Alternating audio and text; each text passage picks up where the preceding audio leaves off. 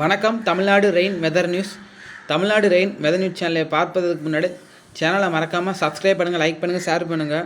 18/12/2024 மாலை வானிலை அறிக்கையை பார்ப்போம்.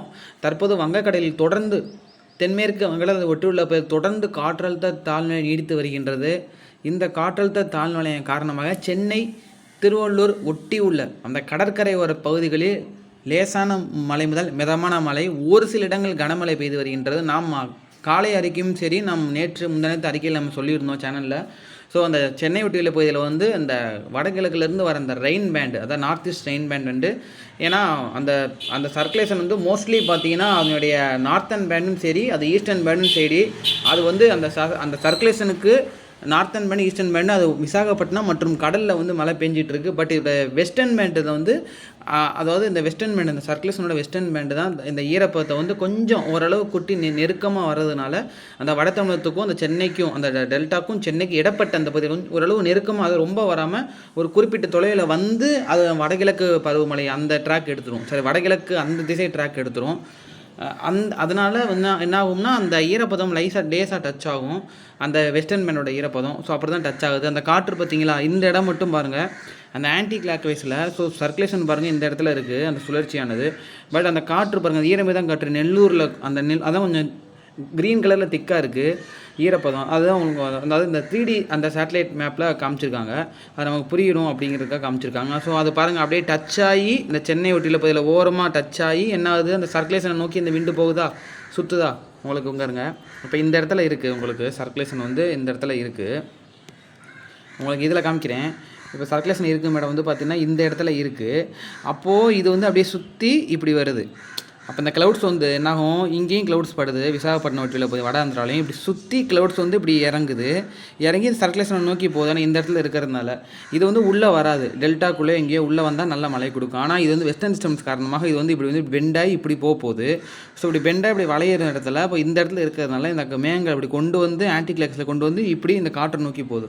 அப்போ பார்த்தீங்கன்னா இந்த சென்னை ஒட்டி உள்ள பகுதியில் மட்டும் பார்த்தீங்கன்னா உங்களுக்கு அந்த தெரியுதா உங்களுக்கு, அதாவது லேசான மழை மிதமான சற்று கனமழை பெய்யும் சொல்லியிருந்தோம். அது மாதிரி இப்போ மழை பேஞ்சிட்ருக்கு சென்னையில் சில இடங்களில். வட சென்னை ஒட்டியில் பகுதியில் மழை பேஞ்சிட்ருக்கு.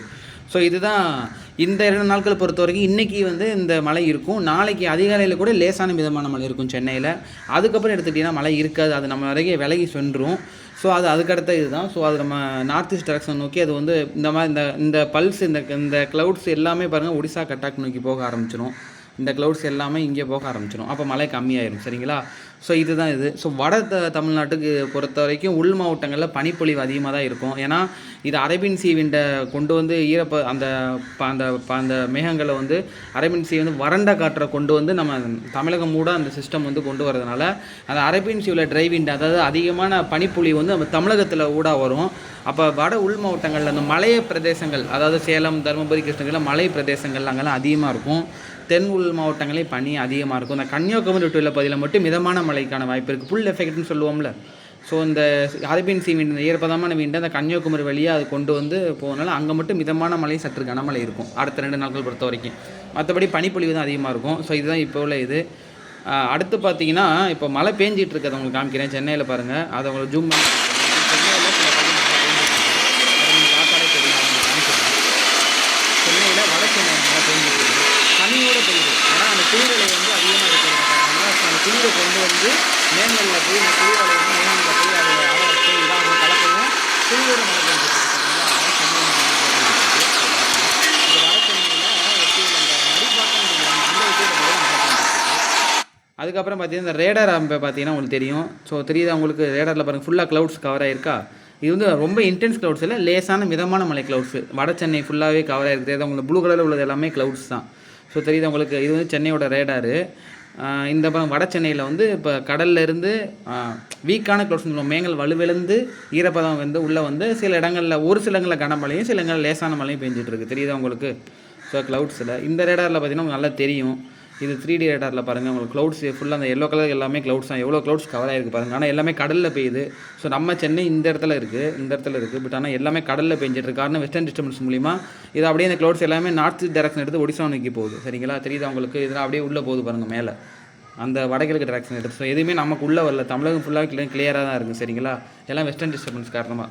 ஸோ இதுதான் இப்போ உள்ள கணிப்பு. ஏதேனும் பாதையில் மாற்றம் இருந்தால் மீண்டும் நான் தெரிவிக்கிறேன். நன்றி, வணக்கம். சேனலை மறக்காமல் சப்ஸ்கிரைப் பண்ணுங்கள், லைக் பண்ணுங்கள், ஷேர் பண்ணுங்கள். நாளை காலை மற்றொரு வானிலையில் சந்திப்போம்.